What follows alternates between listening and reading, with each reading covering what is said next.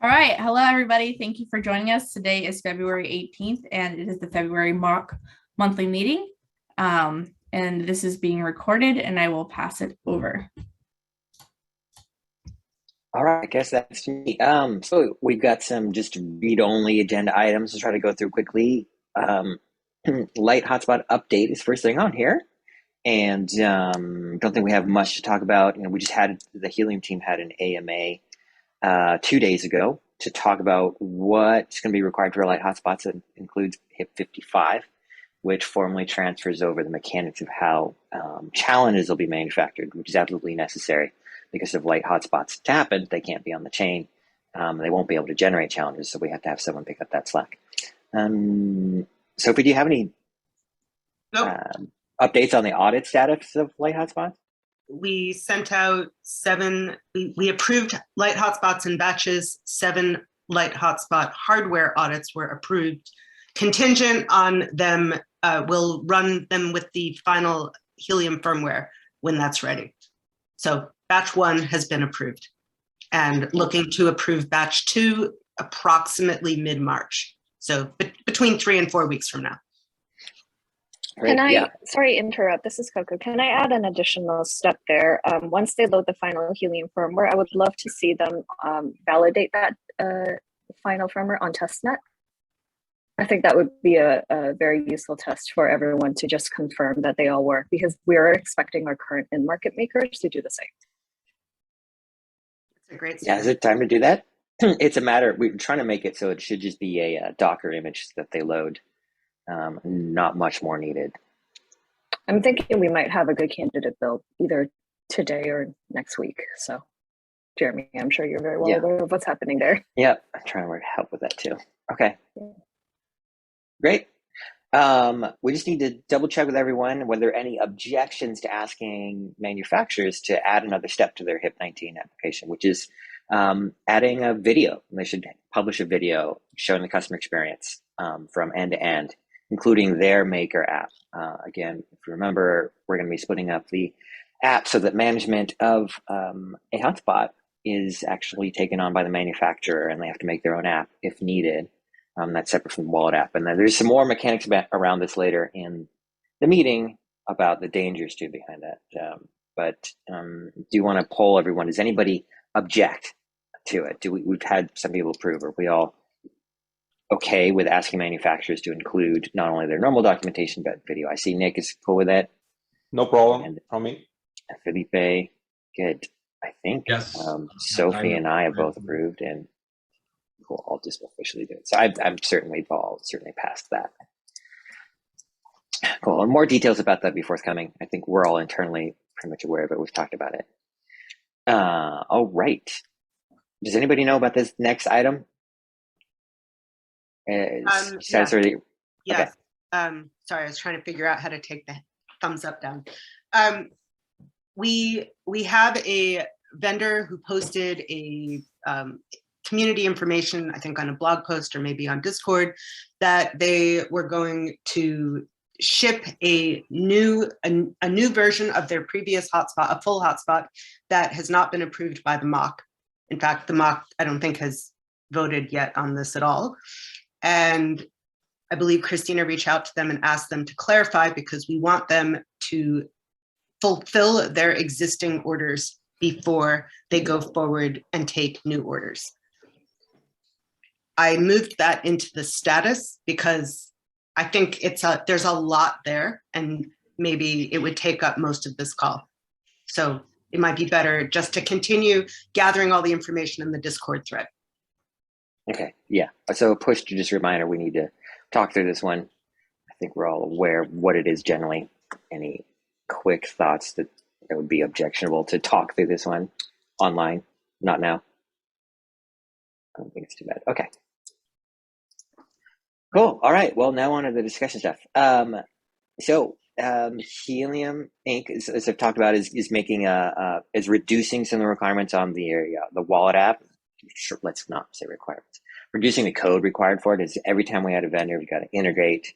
Helium Inc. has got to make certain that the wallet app integrates with the Bluetooth function on their hotspot, so you can onboard it And as we get more and more hotspot vendors on, it's going to get more and more onerous. Coke, do you think maybe you can describe this one, just exactly what's, well, I don't know if you're aware of what we're talking about here necessarily, but just the idea of this split going on and how you're imagining the function of the wallet will remain the same versus splitting out the onboarding and diagnostic info? I can talk a little bit about that.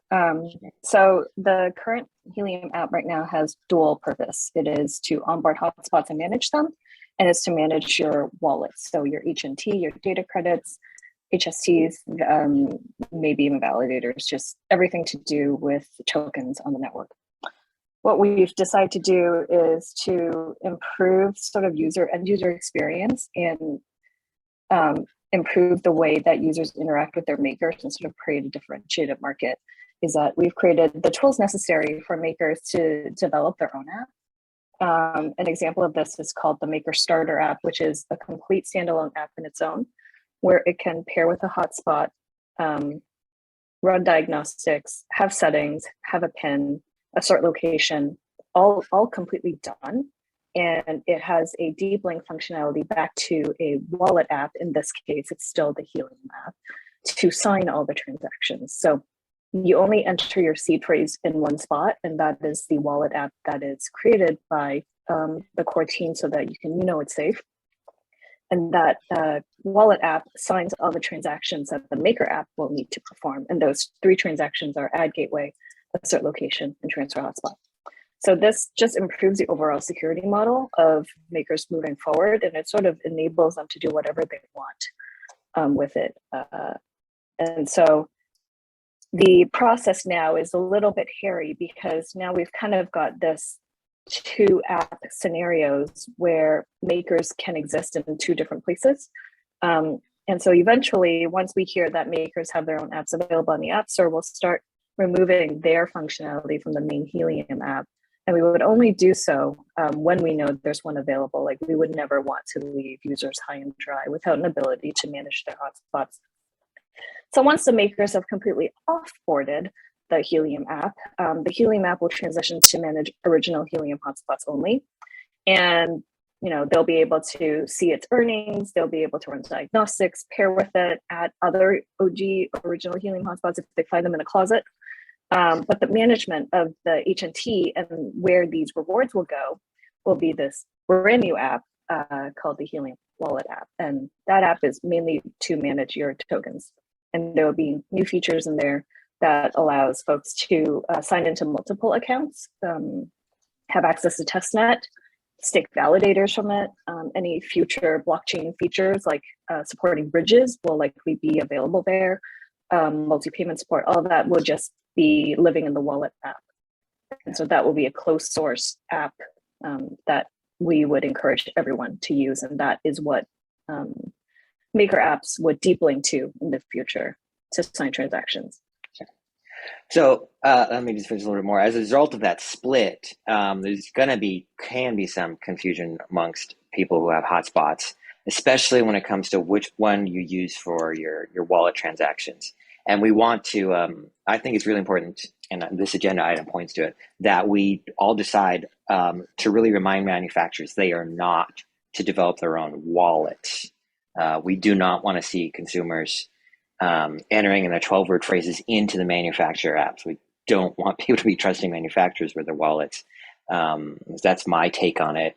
And whoever wrote this item, I think believes so too. So if we can vote on that as a requirement upon manufacturers that they agree they will not be doing any 12-word management because the official Helium app will be doing that, needs to continue doing that. If we all feel confident telling manufacturers, look, this is not something you're to encroach upon and not something that we want to see you doing, and it's possibly actionable if we see you doing stuff like that. So, Nick, you had your hand up first. Yeah, so I got 2 questions with this one. The first is, how does an owner who has a bunch of different hotspots from different manufacturers, how do they kind of navigate these different apps? And maybe Coco hit that and I just missed it. I didn't understand it. And then the second piece is, I don't see that there's any kind of reasonable mechanism to stop people from making a 12-word app or their own thing. Like, I don't see that how we could do that, because the manufacturer could just stand up I don't know, it's like a side company and be disconnected from them and be managing that. I think there's got to be a better way than just saying, hey, don't do this. That's all. Scott? Okay. Yeah. So Oh yeah, Can I- well, there was a question there first. Can I answer his question? Yeah. Yeah. So to the first question, yes, you'll have to download multiple apps if you want to continue managing and run diagnostics on those hotspots from the different manufacturers. However, I do know of a team that is kind of creating a multi-maker support onboarding hotspot diagnostics app. So that may be an option. And that's, certainly something we encourage. Okay, Scott. So very much agree with Nick. I think that's, again, how would we possibly police telling a manufacturer that they can't do something? I think that a lot of what we need to do is, again, there's a lot of public education. I would imagine, Coco, we should kind of talk about this separately, of like what types of how-to videos, what types of education we're providing for ultimately, like, who are the consumers of those apps. So they're very, very clear. I think there's a lot of folks in the community who are not as crypto native and not using MetaMask and Phantom wallets, who are like really sharp on thinking about like seed phrase management. So we should be really good about the education. I think that we should talk about how this committee frowns upon that, and that we would advise, advising manufacturers not to do it, telling the ultimate, minor consumers to beware of any manufacturer who's trying to manage your keys or trying to host your seed phrase on your behalf. But policing that, I think, is, again, gets us back into a slippery slope. So we just have to be careful about how we're framing it.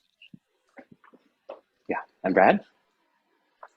Yeah, I think I'm just going to agree with Nick and Scott. Like, I don't think it can be an absolute rule that you can't do it. I think we can discourage the manufacturers from doing that and educate everybody else.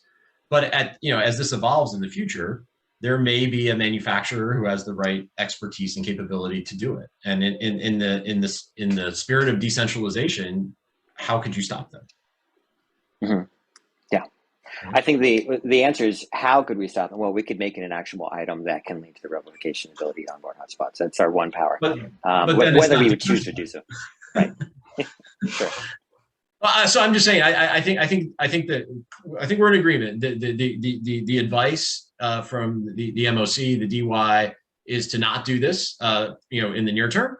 But I think we have to be careful about saying that it will never be allowed, or it can't be done, because I don't think you can stop it, actually, if even if you wanted to. There's too many ways around it. That seems to be the general consensus. Nick? Yeah, I would just want to change the wording. Instead of discouraging manufacturers to do it on their own, is that we recommend that you stick with the kind of Helium method. And then the other piece to this is, in this kind of spirit of decentralization, is what's to say that if we're just being totally kind of objective, is what's to say that Helium is a trustworthy kind of way to have your 12 words go in. Like, there's nothing that says that we're any better, not we, because I'm not a part of Helium, but that Helium is any more trustworthy than any other manufacturer. Now, there's kind of the de facto of that they probably are, but it's thinking about, how do we decentralize this? Like, I don't know, idealistically. I'm not sure if that's the way I want to say it, but yeah. Yeah, my only input is that with this change, the Maker app will be a lot of people's first thing that they experience, with the Helium ecosystem. So that's just a little bit of power that the manufacturer has, because people will be downloading that app first, probably.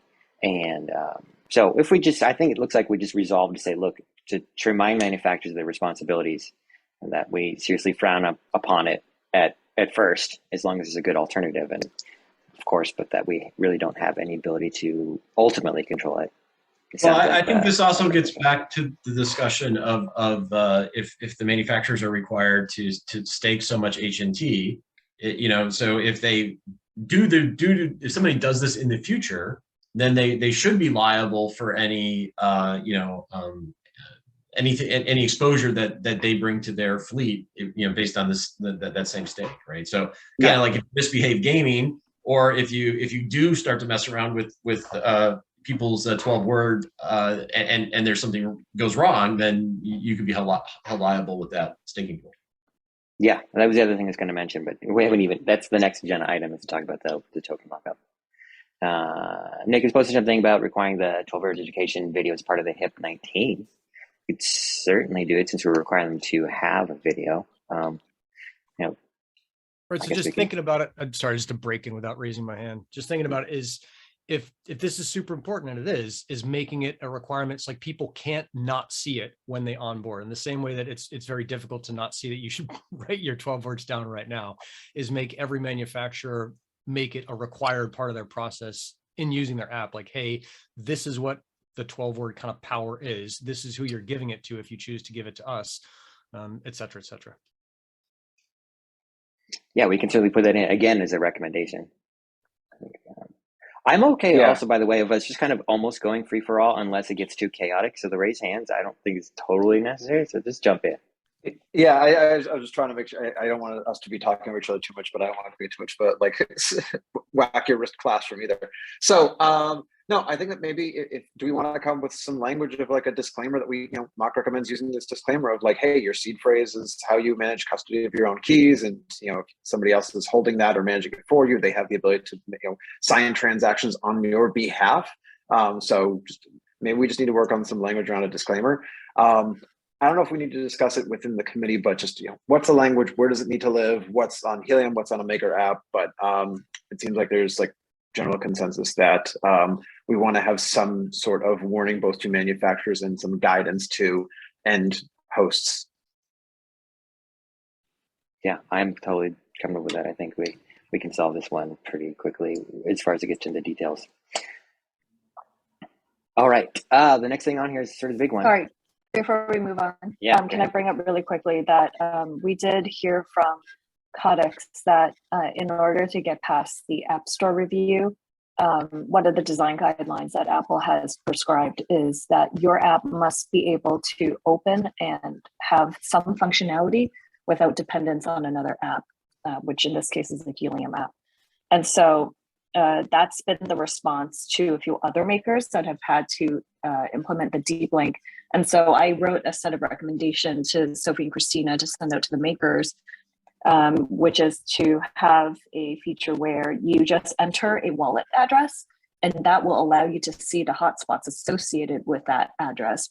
And from there, you should be able to run diagnostics, scan for Bluetooth, see its rewards, whatever it is. The only thing you can't do is assert, add, and transfer, and that would require a deep link. So that has been my recommendation to all the makers moving forward so that they can get past the app review. Yeah, that makes sense. All right, so we should be prepared to handhold them through those questions. Of course, we can forward them off to Helium Inc. if need be. Well, it's great to understand that one interesting fly in the ointment. Okay, great. All right, so as you'll remember, when we suspended Codex and who's still in suspension, we should also get working through what it's going to mean for them reinstated. Remember, it was a 1-year suspension with a 6 years, 6 months suspended from the suspension. It's a total of 6 months. It was quite a headache, especially trying to integrate, how to deal with people who had hotspots or they had already bought from the vendor, trying to distinguish them from the vendor itself. So sort of a new topic here is how do we deal with future scenarios like this? How do we make this more economic and speedier to pass through and a little bit less proscriptive and less prescriptive about what we do and more proscriptive, letting the vendor kind of choose what they're going to do, but just making it an incentive they really need to adhere to. And that's the idea of all of us producing a HIP together. And asking the community if they're comfortable with this. And the basic idea is having manufacturers deposit tokens in step with the number of hotspots that are onboarding. And this deposit is refundable over time.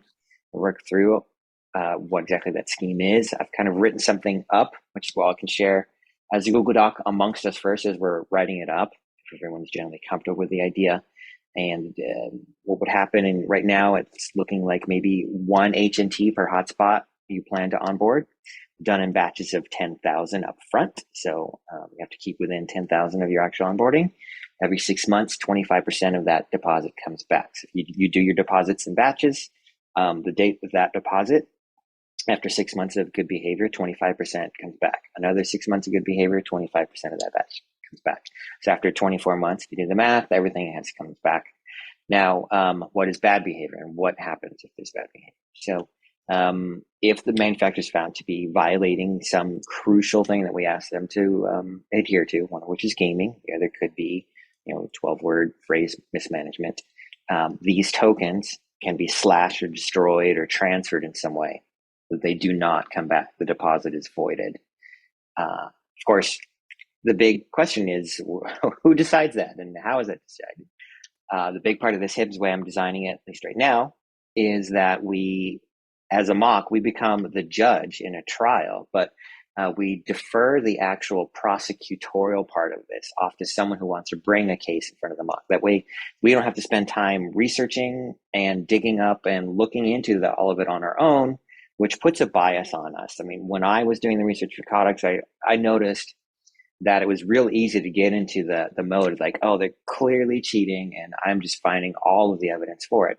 It puts really hard spot on you to be impartial, to actually look at real evidence and not keep enforcing your own biases. So I'm trying to design a system in here where we sort of become the judges in a trial, which someone else leads and presents their case. And we as judges do not go into the evidence seeking phase. We look at the evidence presented in front of us. And maybe the manufacturer is allowed to be there as their own defense. And at the end of this trial, with some threshold, maybe it's complete consensus within the mock or supermajority, or maybe just majority. I think it's a little dangerous if it just gets to be majority. But when the deciding body agrees that there has been some infraction, that is when the tokens get slashed or destroyed or transferred. So that's the essential scheme in here. It removes the need for us to have to manage what happens to people who have hotspots but haven't been onboarded yet. They will still be allowed to be onboarded, but it creates a real incentive on manufacturers because they have to be staking these tokens and that they can possibly be lost. And they can be lost at a large amount, depending on how many they're depositing. They'll be incentivized not to engage in any of the behavior we find really unsatisfactory or abusing their power to onboard. So it's a big thing. I should probably share, at least amongst us in our Discord group, so you can all see the current draft of it. But of course, it's contentious and I want to hear everyone's opinions. Sophie, I think you had your hand first. You're muted. Are we going to provide guidance so that people bringing the charge will know what evidence to bring? I think yeah, provide some guidance. I think in this HIP, what we will describe is the charge is what do I call these elements? The things that are actionable. Evidence of gaming, misuse of the 12-word seed phrase. Would be possible thing we have here. Get more detailed into what it is we want to prevent or the incentives we think that they can take on that we're trying to combat. I think absolutely it has to become part of the language here. And I also just, maybe this is what you're saying, but the evidence, like let's say gaming, has to be more than, we have to define what does that kind of evidence look like? Yeah, is it in American jurisprudence like civil trial? Is preponderance of the evidence? Right. Is it beyond a reasonable doubt, which means criminal trials? All things that you would have to come up to remote on. I think I mean more than just, we have seen a lot of community-driven, let's say, charges brought for this or that, but not actual photos or screenshots. Like we should put that so that we're not going back and forth in email. Send me a screenshot of this. How do you know, etc. We should just be very well. Yeah, about I think we'd be prescriptive, or we can kind of really just let it be that we don't really have any specific guidance, but that first off, one of the ways that the trial would have to happen is we'd all have to agree to hear it. We'd have to take a very simple straw vote first. And if we don't reach the majority to even hear a case, that's the part where we kind of say, look, it's just half-baked. It doesn't even look like it would pass even if you proved all of your allegations. The other thing I wanted to talk about too is possibly we have another committee community committee that could take on this role, which is the POC Security Committee. Maybe if we agreed that only they could bring the charge, and if they're, they manage their community and how they do things, but they would supposedly have the expertise to know everything that would be required That's something we can also put in the HIP. Right now, I kind of do have them listed as the prosecutorial body. They would be the ones in charge of deciding which cases to pursue and how to gather all the evidence and bring it forward to us. I think it is certainly open-ended. So I think we can manage it through that, possibly. Does that sound? Yeah, that sounds great. Yeah. Nick. Yeah, so just thinking about, I was one that was like really wanted manufacturers to pay if they were pretty clearly gaming, but thinking also about how that creates a braking system on new and definitely smaller manufacturers if they have to put up a chunk to do it. Can that staking piece come out of the initial earnings from the hotspot itself, so that the manufacturers don't have to come up with whatever $1 million per hotspot or whatever the number is, some giant number. It just comes as the hotspot goes along. Now, this isn't a great, well thought out idea. It's just the beginning. But let's say that 25% of your earnings for the first month or whatever until you get to 1 HNT go into the staking piece, and then that is just held for X amount of time and then released back to you, so that if there's no gaming, there's no problem, then you're good. And can that also be tied to something where it's not I also think about the person. So there's two parts. The second part is, what if someone who is a totally valid deployer bought from Codex? They just got totally hosed, or if they didn't, it created a huge burden on whoever's approving their hotspot to kind of keep going. So just thinking about how do we tie this to specific hotspots as well as to manufacturers. Well, first off, not an idea, but just an idea. Yeah, no, yeah. The only entity making this deposit is the manufacturer, not the owner of the hotspot. Is that clear?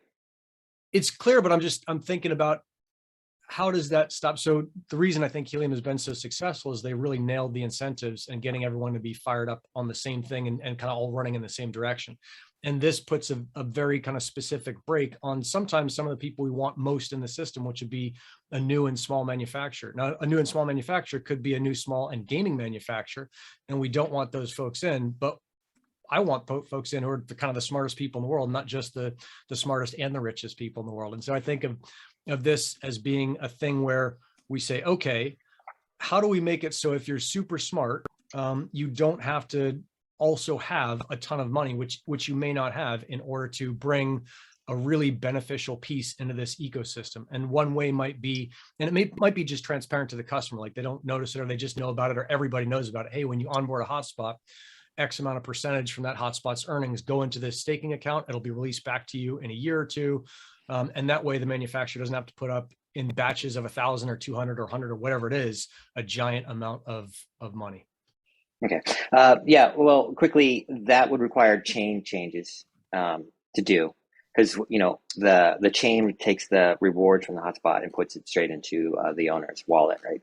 We can't siphon off a portion of that. I think also it'd be pretty big revolt, but we can try to roll that in. I want to kind of write that down as a possible way of maybe the manufacturer's onus is not what they've onboarded, but the total earnings of their onboarded hotspots. So every month they kind of have to make up the deposit of what we see their hotspots earning in the field. No, you really want it to be the owners of the hotspots. You think there's no way of I don't want it to be on the owners of the hotspot. I want it to be on the manufacturer. I'll just pass this off because I think I've added all like the useful stuff I can add. I think Scott, you were up next. What do you got on this?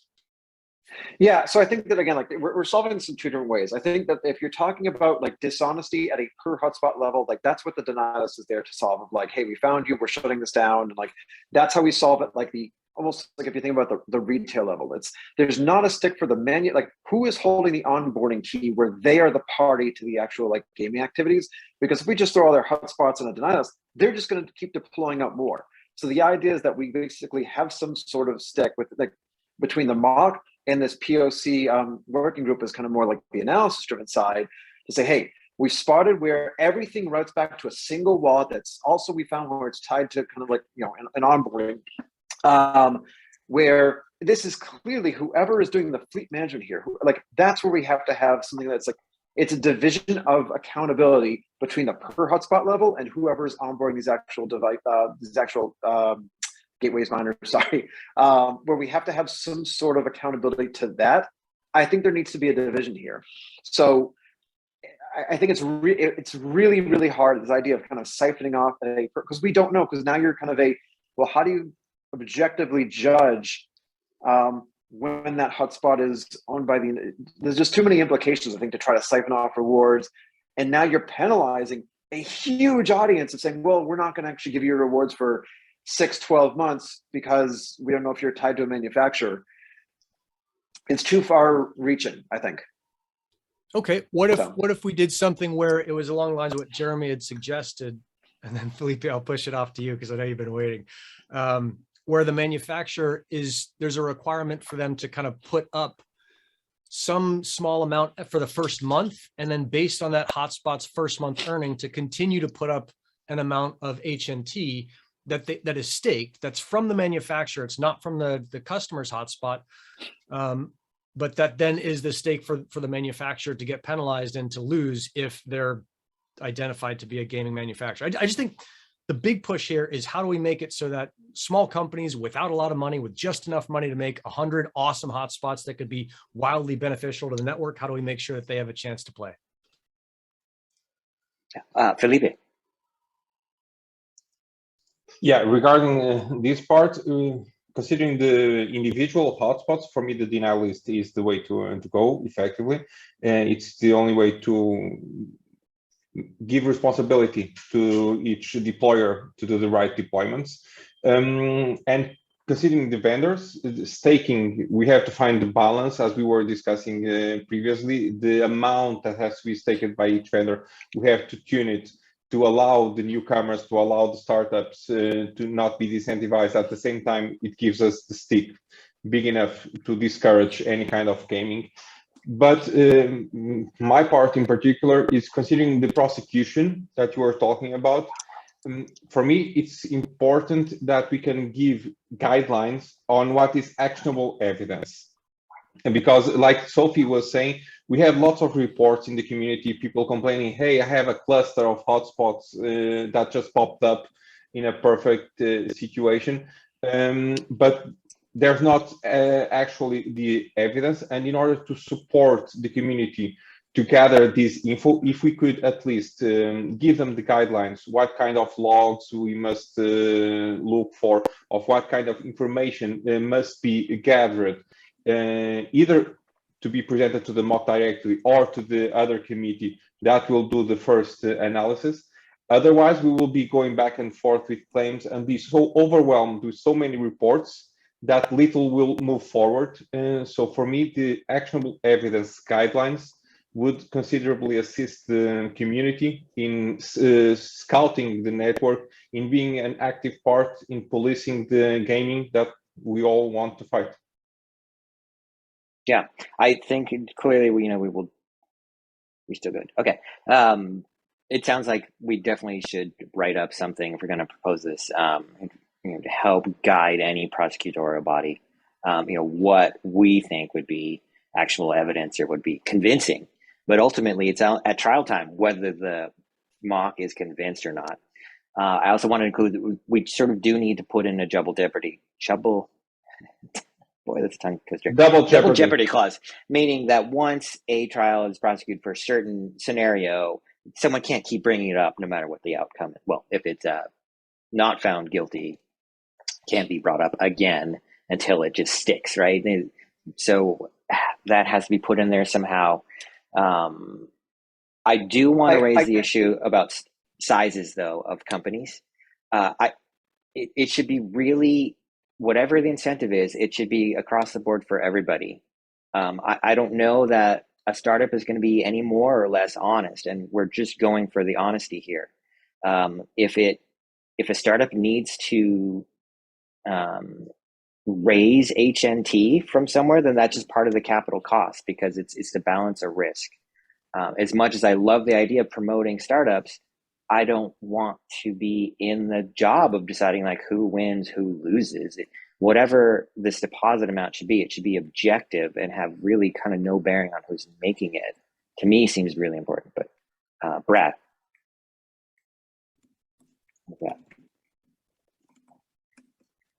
Yeah, thanks, Jeremy. So just a couple things. One, I think there's like 3 or 4 or 5 topics here that are all kind of being, talked about. So I'm going to try to be very specific on a couple comments. So one, charging the manufacturers this token lockup addresses one set of potential risks, and so let's stay focused on that. And I think we're all agreed in principle that something is needed here. One of the questions I would have is, would you normalize that to a dollar value versus, say, 1 HNT? Just like the onboarding fee for a hotspot is converted into dollars, maybe we use a conversion there if it's at $50 per hotspot or something like that. Because if the HNT price fluctuates, that becomes not fair to everybody on when you onboarded the hotspots.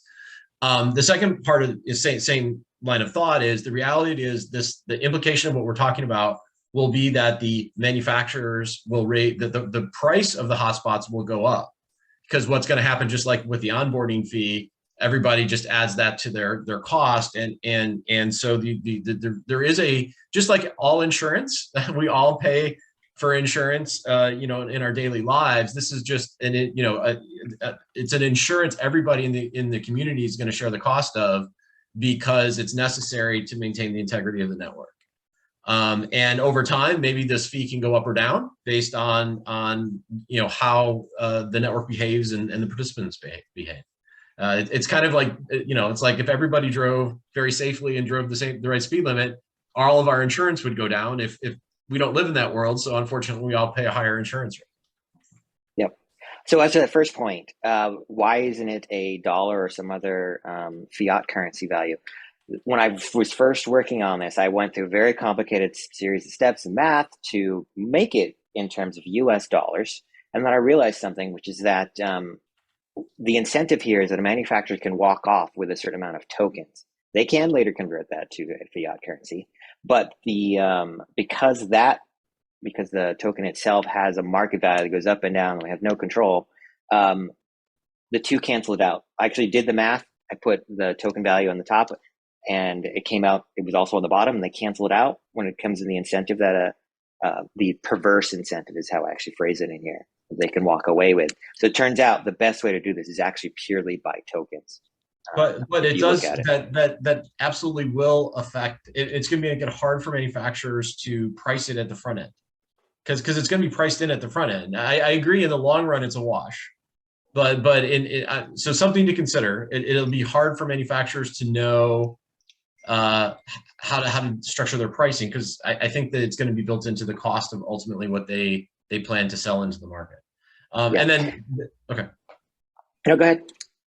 And then second, and again, this is a longer discussion. We don't have to dive into this, but just to be very clear, ultimately, it's the fleet manager, the person who gets the onboarding server and is managing the fleets, that will be held accountable, not necessarily the hardware manufacturer. And I think we as the MOC owe more clarity on that distinction as things move forward. Yeah, well, we've already brought that up earlier, and I think we're going to have one party be accountable under this system, as we've already done.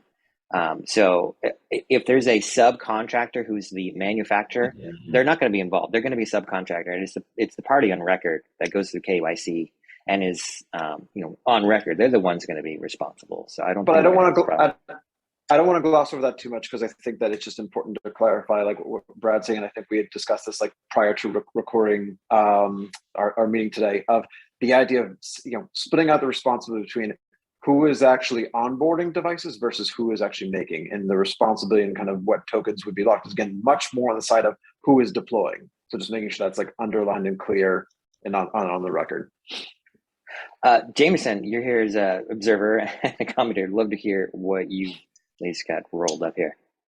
Well, yeah, so the two cases that were brought up in the insurance industry or the banking industry, assignment of risk is done so on a personal liability basis. So, you're individually backing your attestations.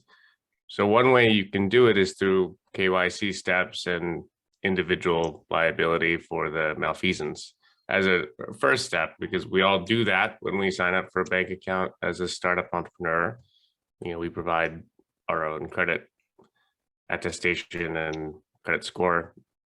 As you snowball into a certain device count, I think a validator staking with a large upfront investment makes sense. But again, if you want to allow for the 100 unit and then start to levy different options for 1,000 or 10,000 or 1,000,000 units. Anyway, that's one way to do so. Yeah. As you have. So definitely we can try to roll in scaling. Sophie, I think you probably got comments again on small versus large. Jameson, you muted. Did I? I muted? I heard him the whole time. I heard everything. Yeah, we're Yeah, I heard here it. with him. Everything okay? Sophie, with did you turn your Sophie? speaker off? Yeah. Sophie, are you hearing us? I think she Sophie, froze. do you hear us? I see. She's Yeah. just quite delayed. Okay. All right. Sophie, I guess the net is, would we want to do a KYC step up front as an alternative to a significant validator? I think puts a Staking. lot of onus on us the mock. We've already noticed we're quite stretched thin. So I would say, boy, that's going to be quite a lot to manage. But I could say there could. Yeah. Go ahead. There are good tools. You know, what we at my day job is just to do automated through bank ID verification using either the Plaid API or other third-party APIs that just provide to an institution like the MUC that this is the person they say they are, that they have a bank account. You can pick the level of transparency you require down to what is in the bank account. But I don't think we would need that much transparency. Let me throw this back at you. There could be a secondary market. Manufacturer needs to get these tokens. There could be other providers who say, look, I'm willing as an investor to stake these tokens for you. I will do the diligence upon you and come to my own assessment. I will charge a fee.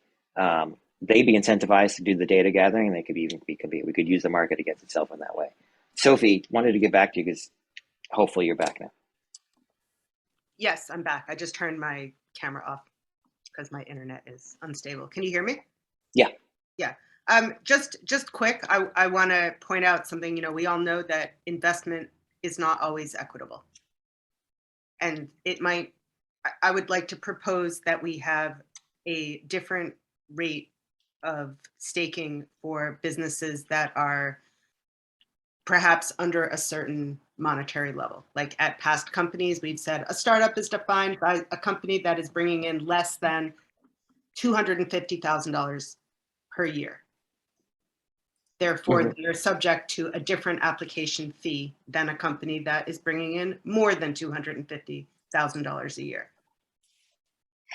So I think we're going to have to go through. Yeah, go ahead. Sorry, that's very, very hard to kind of like accountably manage. If you think about some of the kind of newer players that have come in from overseas that, they're not public organizations. We don't have access to financial records. They might be branding themselves as startups, but have huge backers behind them with very, very deep pockets. Again, are they creating like startup arbitrage in some sense because they might be newer as an organization, but the investors behind, like, we're getting into areas that it's so hard for us so hard for the mock to either police, to verify. So many of these things can be, again, like it's more areas to game. We have to be very, very, like all these requirements come with, well, what are the implications of how we validate all that stuff? And I just quickly, I realize everyone else has their hands up. I would then say perhaps we have a lower staking fee for manufacturers who are going to, or people who are going to onboard less than 100 hotspots. Yeah, I think we're going to have to table this and just say we're going to have to maybe open up a thread in the channel and go through this because a lot of details to work through. But is everyone kind of generally comfortable with the idea of a deposit, or even does that seem really? If I may, we can change the batching and all that. Go ahead. Just one thing. I think what's causing the discussion, it's the 10,000 HNT number that we're talking about. And the fact that you mentioned, Jeremy, it's that you will stake by batches according to the amount of hotspots that you bring in. Okay, yeah. We have to define the correlation between the number of hotspots and how much HNT it has to be staked, whatever. If in the first month you bring in 1,000 hotspots, you stake this amount. If you bring 10,000, you stake 10 times more, no problem. As long as there is a direct link, we might even reduce the minimum, the size of the batches. Let's put it in batches of 2,000 HNT. and it's proportional. As many hotspots you onboard, you put patches of 2,000. These would automatically fix the startups, because if they only onboard 100 or 50 devices, they use the smaller batch and they only need to stake another 2,000 HNT or whatever when they go after that step, after that batch. And this would automatically fix the issue for the smaller ones. And one thing that we must keep in mind, at least it's my perception, this is a staking, as you said. After 6 months, it starts coming back. So the cost for the company won't be the actual amount, it's the price of the money. So it's the interest that they there's a time pay. value money part that goes into there essentially. It's that part, not the whole amount. So I think that as long as we can fine tune, and we can go on this on the channel or offline, but as long as we can fine tune the batches of staking that we use in order to allow the startups to join, at the same time that we keep the control for the bigger deployments, we have the proportional incentive for them to have that amount staked. Yeah, Nick is making essentially the same comments, which is that the batch size can be tuned and all that. The only advice I want to bring into this before we push it to be more discussed later is that the more batching it has to have, we as the mock are the ones who have to administrate this and control it. So every time a deposit has to be made, we have to take an account of it. There's not going to be blockchain mechanics to do this. So we need to caution ourselves against taking on too much load. Like someone's going to have to keep a spreadsheet or something automated to keep track of when deposits were made, how far off they are from the current 30, whatever the window is, and the repayments, the payments back to manufacturer has to be done through an automated process that we're going to manage. So don't get too crazy with the batch sizes. The batches are there to reduce the overhead on our end. And that language is going to be in this document, which I need to share with you all so you can see more of the pictures there. So great that we've gone through this so far. I think we do have other things on the agenda. So we're not, Brad had something though, right? I know. I like I said earlier, I think there's a number of multiple issues that are all being interwound here, and it really we need to put it review the written document, Jeremy, that you're proposing, and because the devil's in the detail and the specificity of what we're talking about. Yeah, and then after we all kind of feel generally comfortable with it, then we'll propose it as the HIP. Or if we don't even reach consensus to do it, we'll just table it, come with something else. I'd really, I mean, my opinion on this is I'd like to see public discourse on this sooner rather than later. So I don't think that, like, again, it doesn't need to be 100%. Perfect is the enemy of good. I think if everybody can review it and we can get this out for discussion on the community call, as a, again, whatever is comfort of, is this a HIP in progress? That's fine, but I want to get debate going. I want to hear the community sentiment on, do we want to optimize for like friendly challengers who might be more startup size? Do we want to make sure the fleet managers are well capitalized? Do we are we as the community okay with the sentiment of, hey, if this is a big lockup, or the cost going to get passed to consumers, and 90% of the community says we don't care, we want accountability measures? Like, we need to hear from the community on this. So that's my opinion. Yeah, I think we can all commit to looking over the written part and agreeing this is enough that we can publish it as a group. But it is going to have our name on it. I think it's an important part of it. It's us saying what we're willing to do in the framework that we're going to adopt, because the previous one was just, we've gone through it once before, and let me tell you, it's not fun. So awesome. So Scott, I think internally we'll have something ready by the community call. We will all agree that we're going to publish our draft, the day beforehand, if everybody's cool with that. So I'll lead a thread on our channel and post right after this, and I'll try to kick the can. Maybe it's a horrible metaphor. Okay. Thank you all. Wonderful. Everyone help me out here. We've got, so someone's got to hear an agenda item about manufacturers who create their hotspots for their own use and not for general deployment to the public. Do you want to describe what that is, what the question is at hand? Yeah, that would be me. So I have a manufacturer that had reached out to me that was interested in deploying like a large scale hotspots, that they're having an issue finding enough to buy. So they were asking me about going through the HIP 19 process to become a manufacturer, but they're not looking to resell them. They're looking to deploy them for their own like smart usage. And I hadn't seen that come up before. So I just wanted to see what, the thoughts are on that, what the rules are on that. I'll jump in there. That's actually, I'm pretty sure that's one of my clients. I've flown out to meet those guys and talked with them, and just giving a little bit more background is that if this is the one I'm thinking about, and there's probably a lot like this, or there's a couple like this, is that they're already WISPs. They're already running a ton of towers and antennas. So it's not like they're trying to get into it to game. And these guys in particular have a couple pretty cool plans for rolling it out across entire countries. When I talked to them, I said, hey, why don't you consider reselling the hotspots, at least to other manufacturers? Because I've had other clients who also want the same kind of thing, but maybe a little bit smaller. So I think this is kind of a bigger, like a bigger issue to definitely address and make sure we have like room for these people who want to make 10,000 or 100,000 or whatever it is, and allow them to at least figure out how to do that. Yeah. Scott, you've got. Can I jump in on this? Yeah. Yeah. So I think that this is potentially solved by our last discussion. So I've also, I don't know if this is the same manufacturer, but one where I think that, it was around refrigeration. They were doing some like vaccine transport. Like it's a great use case. It's wonderful to see that thing kind of being deployed in the network with better economics than what they might have previously been using. I think that, look, if we have a diligence process in this, if we can hear from this, again, they're also going to be a fleet manager. So if they're coming in and through our diligence process, we know here's where we're going to deploy, here's the commercial use case, here's what we're doing, and they have that same staking requirement. If we see the deployments completely different from the story that we're telling, like now there's a measure of accountability to say, hey, like we need to have a conversation because this is totally different from what our expectations were. But if they're using the network for, again, like we're showing more utility of the network, it's solving a commercial problem, I don't see the harm in it, but I think that we can solve this through diligence and with some accountability measure with stake tokens that's keeping them honest. So just my opinion as a non-voting member here. Now, I do want to raise a kind of security concern. For one, we have, like, let's take the Codex case, an example. One of the complaints that really led us to putting them in suspension is the fact that they were deploying, there were a lot of hotspots being deployed, and they hadn't yet begun commercial sales yet.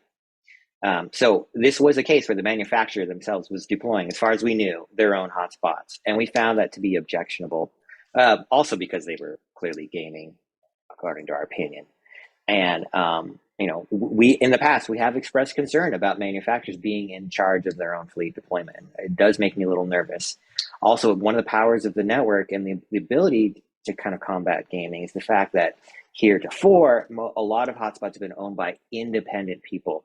They would take mass collusion for them all to get together to game. And one of the breakdowns in the network that I'm seeing is when we have owners with large concentrations of ownership, many thousands of hotspots, they're in a position to really start breaking proof of coverage, and it does make me nervous. So I personally would want to see deposits by this manufacturer, something like that. And the public is very concerned too. I see lots of people, the general perception of the network is that, wow, if there's a manufacturer going to be making their own hotspots and they're not going to even be selling them, hey, I want to do that too. You get a lot of influx. So there's a lot of sentiment that will come around this. I think we can possibly solve it, but it is an important question to bring up. Brad. So I was going to say, I think when the HIP 19 was originally approved and we opened up to a bunch of new manufacturers, there was a strong bias at that time to have the manufacturers who came in and were approved that were going to make product generally available to the community. As the network matures and there's more manufacturers and more diversity coming into the ecosystem, I think this is a fundamental question of, again, in the spirit of decentralization, is it a requirement that to be an approved manufacturer, HIP 19, onboarder, that you have to buy a commercially, product from somebody else, or you can design your own or integrate it into your own product. So I think that as the network grows out and becomes more commercial, it's kind of an artificial requirement to say you can deploy 100,000 gateways, but you have to go buy them from somebody else instead of design them yourself and install them within your own equipment. In a lot of these cases, right, they're going to integrate it into existing equipment. I do absolutely agree that such a company would have to follow exactly the same rules, and you know, the lockup on the token that's agreed to, all of that would be applied equally. And I also think that what we can hold applicants to is that they do what they say they're going to do. So in the case of Codex, their application, everything about the way that they were brought into the network was assumed that they're going to sell these and make them available to the general population. And then it looked like all of a sudden, like a significant portion of what they were manufacturing was being held for internal deployment. That was never disclosed. So I'm totally about disclosure. And I think it's actually in some of the past documentation that, you know, every applicant should disclose what their intended channel is for the units they're going to manufacture, and they just need to be held accountable to what they say. Yeah, Felipe. Yeah, one of the things that concern, I understand that corporations that have thousands or hundreds of thousands of locations would be interested in producing for internal use their own devices. I'm just worried about double standards regarding the community. Right now, we don't do we cannot have do-it-yourself devices anymore. So people, the general Joe, this is the people's network. So people have to use from an approved vendor, etc. We have. It's getting fixed gradually, but we still have lots of complaints because of how hard it is to get devices and supply times. Of course, it's the free market. We all know that, but still, it's something we have to wonder. And now, if we approve a huge player to produce only for their internal use, I just think we should think carefully on how to do it and the rules to implement it in order for not to backslash from the community regarding that.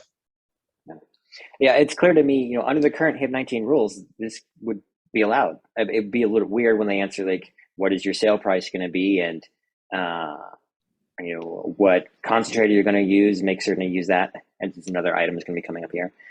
Please don't change them without getting recertified. You know, they can go through those whole steps and simply not sell a single one to the public. And it would be currently allowed under HIP-19 because we don't have any rules about how many units you have to sell publicly and how many you can use internally. So that is clear pretty much from the process, but I agree it's going to be contentious. If we have a manufacturer who comes up and says, look, this is what I intend to do from the outset, and you know, we're not going to see public sales at all. So it's going to require a lot of thought. How are we doing on time here? Are we officially going to 9? Go just one spot. It's just an idea, but maybe we can put up a vote if this should or should not be allowed. I don't know. For the community to decide. Yeah, sure. Yeah, I'm certain this is going to come up more and more. You know, we just have to have to make a decision how to handle it. And I want to raise, so even if we say, okay, you can sell it, what does sell mean, right? Because some of the deployers out there are, you know, leasing the units, right? So if it's available in some kind of lease rev share model, is that okay? Is that considered a sale? Or do you have to be able to buy it and own it 100% as a sale? Like there's a lot of detail, again, that we need to think through in all the different ways and deployment models that people are experimenting. One final. Okay, we'll continue this on. You know, so far, they should just go through the HIP-19 process. It's clear. I think one of the advantages here is that at least we know who's deploying them, and maybe we can make an onus that said, you know, if you plan to go into this phase, you have to at least publicly post how you're going to be deploying, so the public can also keep tabs on you. That may be how it works. Because ultimately, what we're trying to get at is it's easier to combat gaming and other POC violations when we know that just ownership is widely distributed, right? It's when it starts to get concentrated that's when we have a problem. So maybe there's some way to account for that. I appreciate everyone's opinions on that. All right.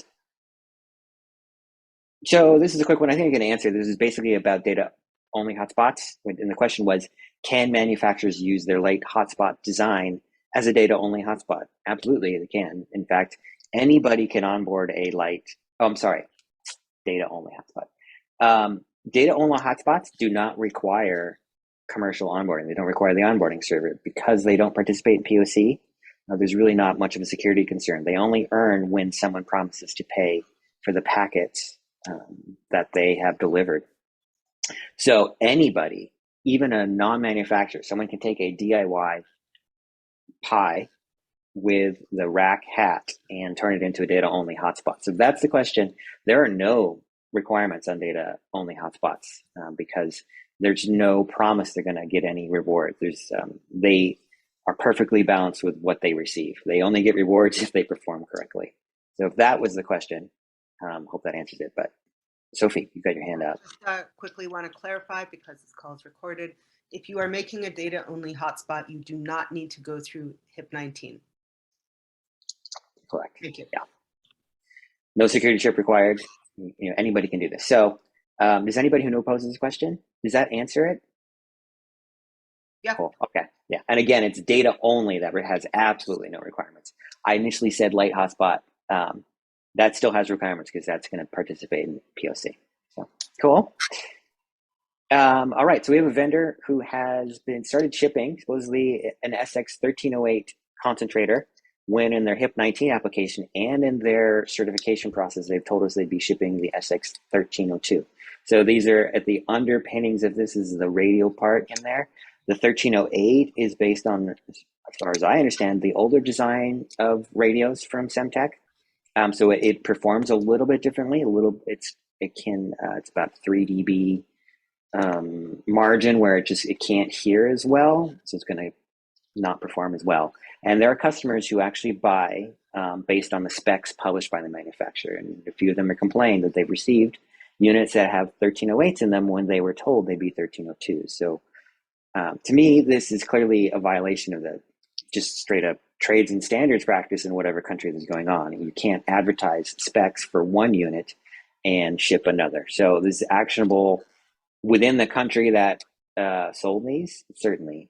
I think also we do have it in the HIP 19 process that if you have a concentrator, that concentrator is part of the audit doc, right? And if you ship a different concentrator that does require or does not require a new audit and certification, we've been going around a bit on this in the Discord. So who has any input? Is the story basically as I'm telling it? Sophie. The story is exactly as you were telling it, and we decided through Discord, there's been a lot of chatter about this, that we would not require a new audit for the same, if you swap one module for another module. So if you go through audit with a SX1302 and you swap it for a 1303, there is no re-audit required. That said, if there's a different chipset, and as I understand it, the 1308 as an older chipset is subject to an audit, although we don't say that explicitly. I also think that this, although we don't say this explicitly, this is an ethics violation. Yeah. Brad, jump in.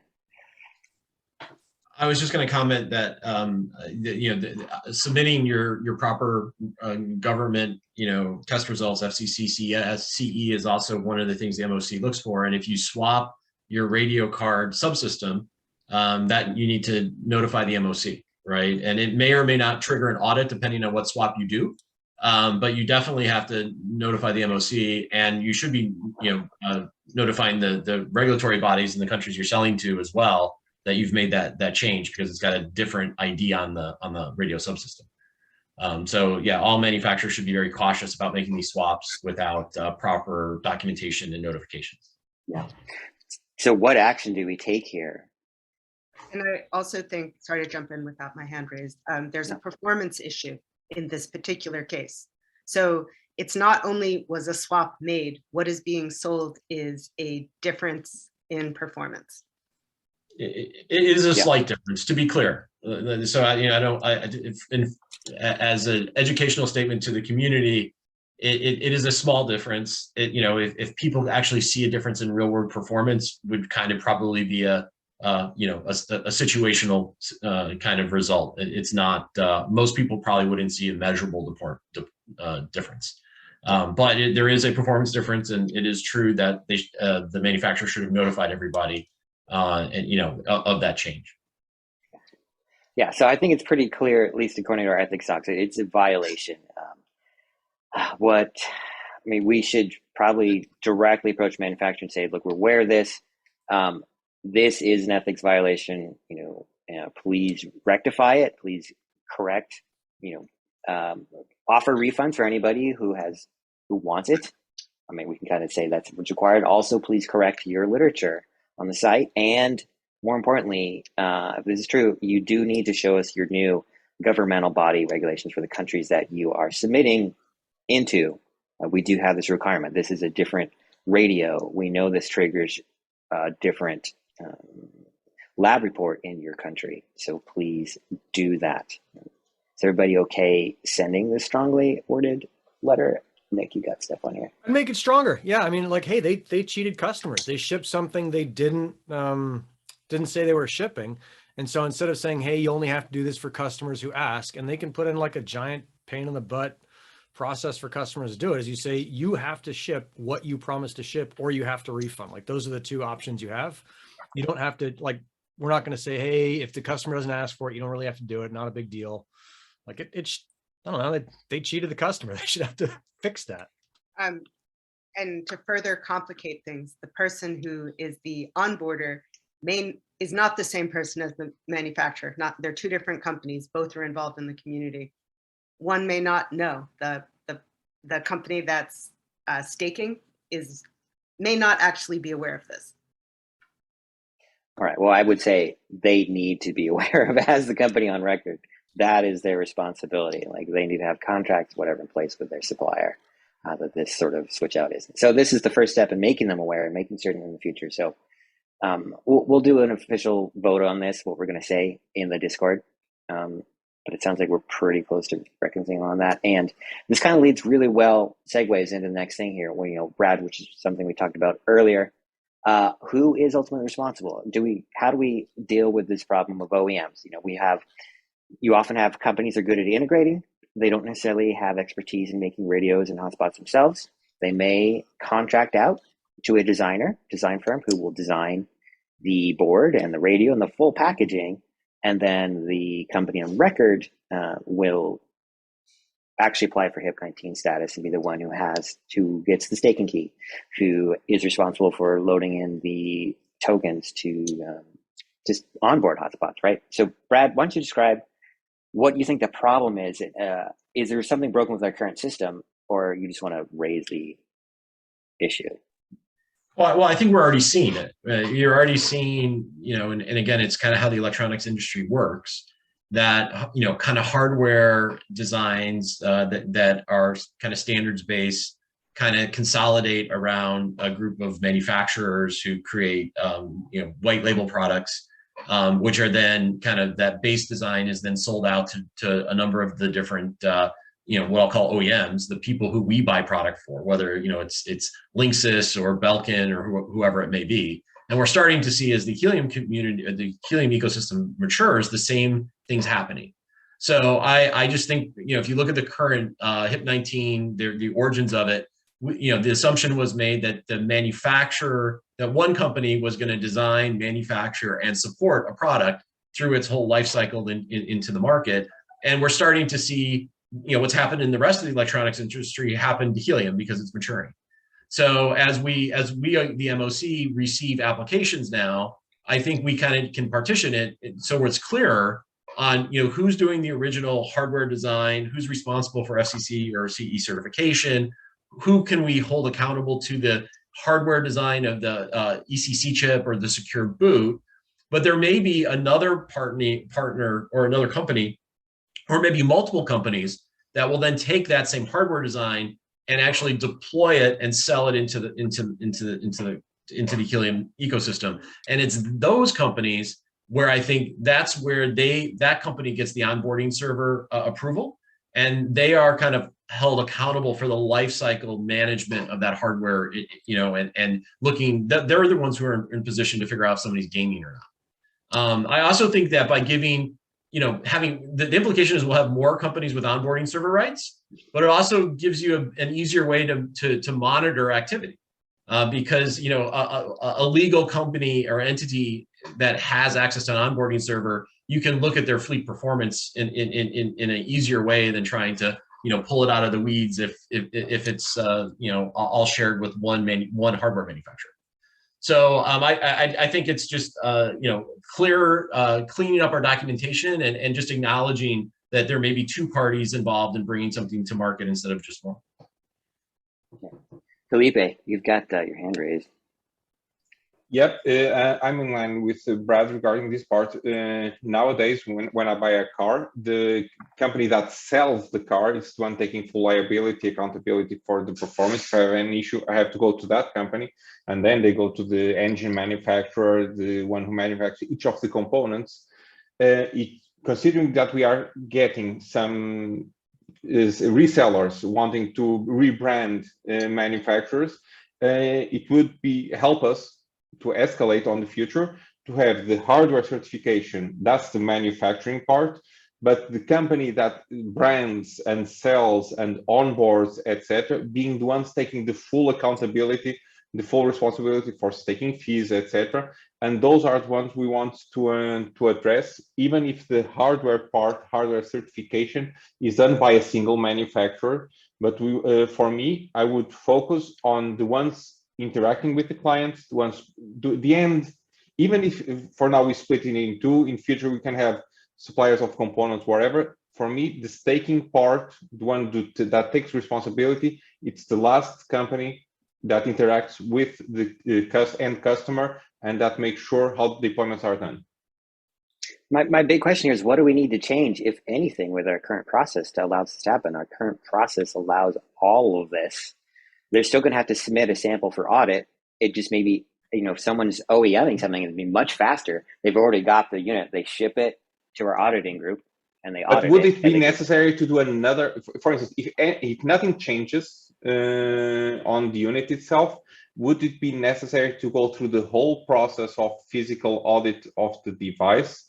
Or could we just modulate it in a modular form that, okay, this is a standard piece, it's a hotspot called name X, and we're just putting our label or our case and do a more streamlined version of the audit?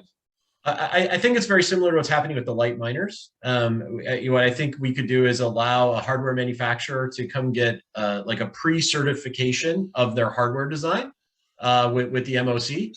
And then that way that hardware manufacturer could then offer it to different companies who actually want to bring it to market and support it like a product.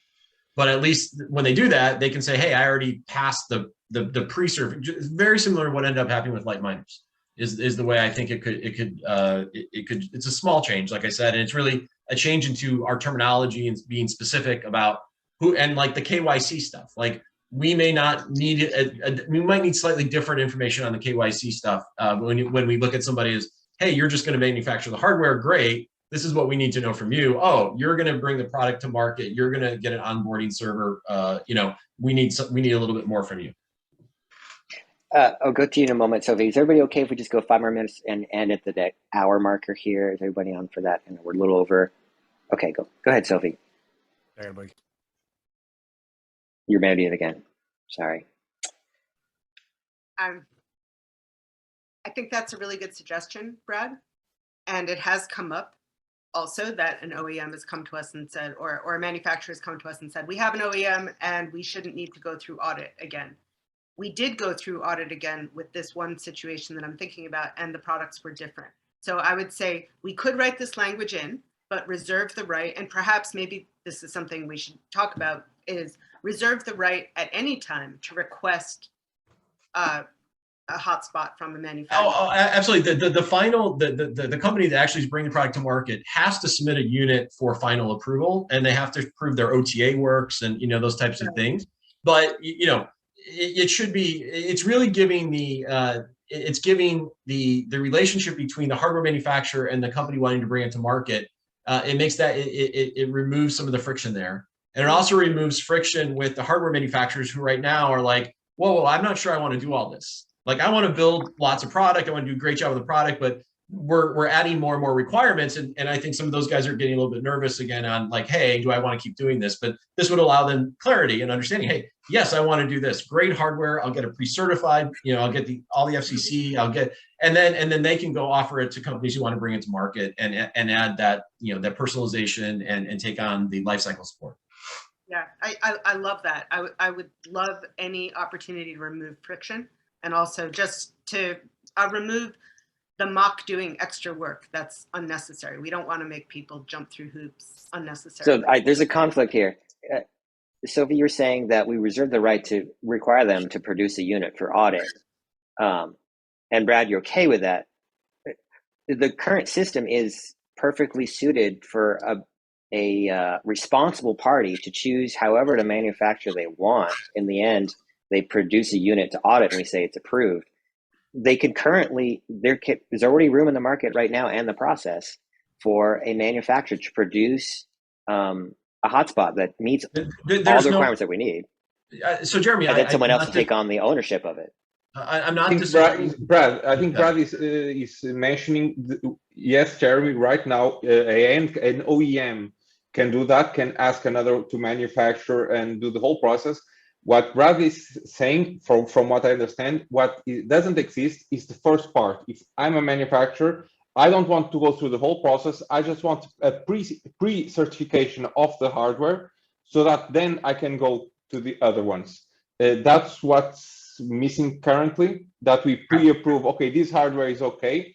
If any company comes with this, from our part, the hardware won't raise issues. And then when all the other OEMs come with that part, we do the audit, the final audit, and validate it.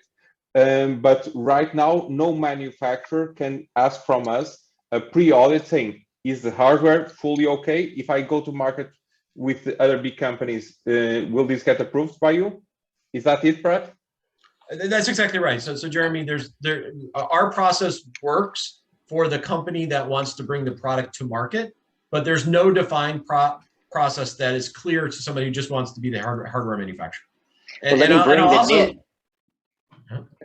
If we do this process where we pre-approve a hardware manufacturer, say, oh, your hardware is sufficient, you've got the approval to then go market to someone who takes on responsibility, there still has to be a final audit. Yes, I agree. That we check on it, right? In which case, our approval absolutely means nothing.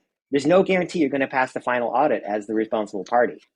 No, it does. It does. So what is our approval actually doing? Oh, it allows the hardware manufacturer to go market their hardware to other parties who want to do full product and say, look, this was pre-certified by the MOC.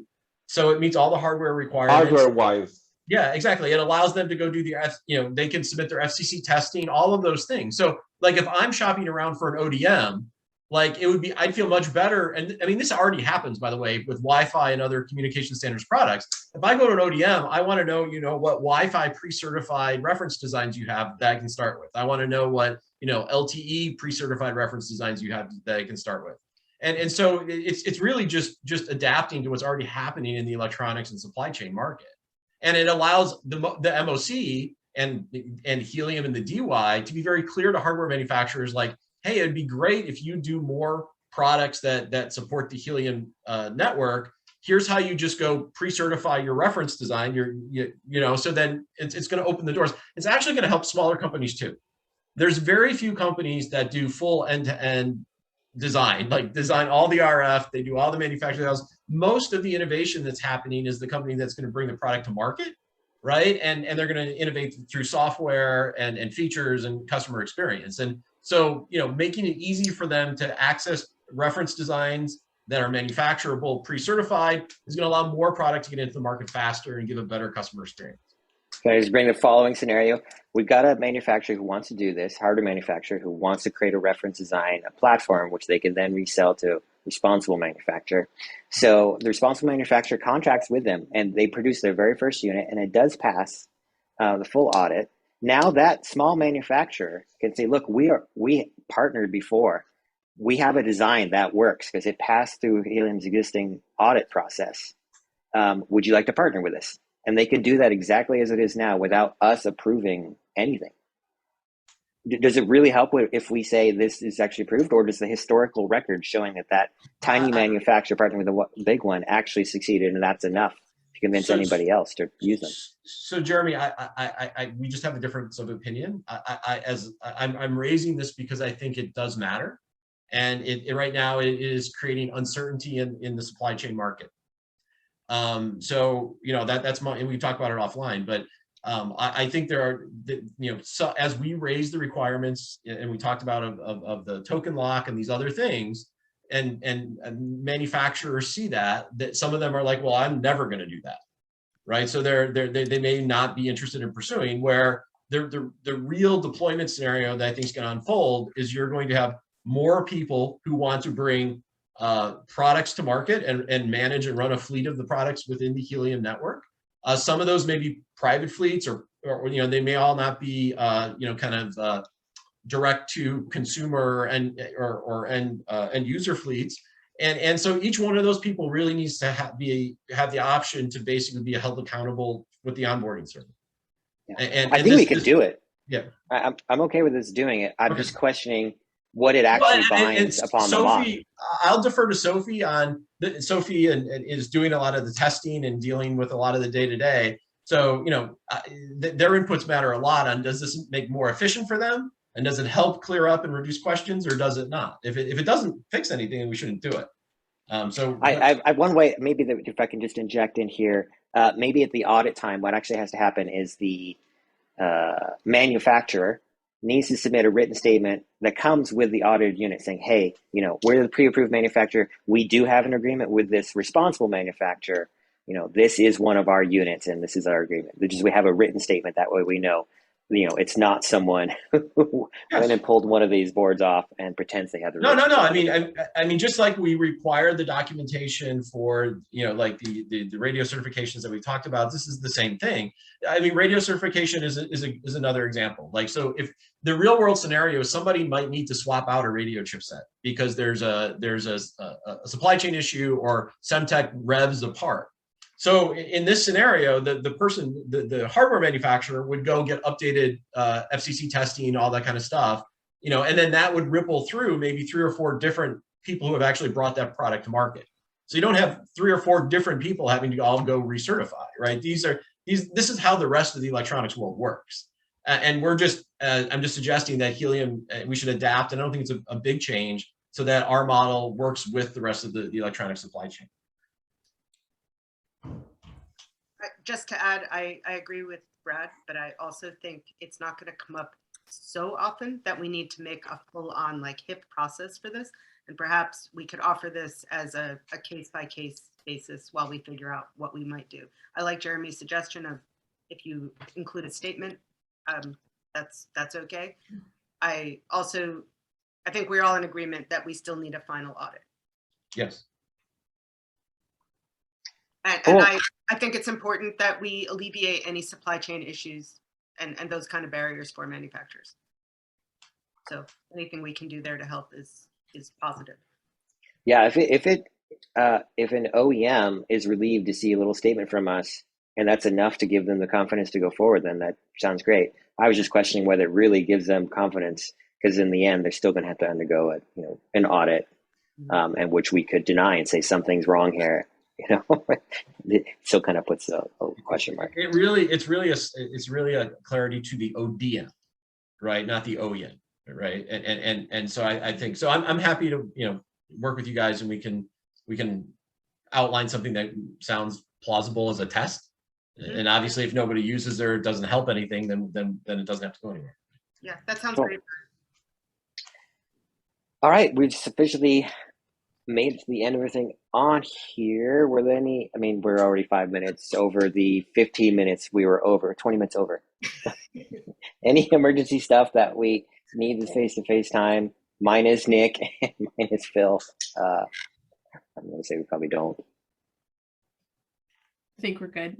Yeah. Well, thanks everyone. And we'll see you on the channels, and thank you public watching us later. Always enjoy your input.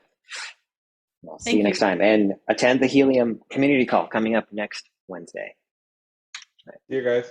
Bye. Bye.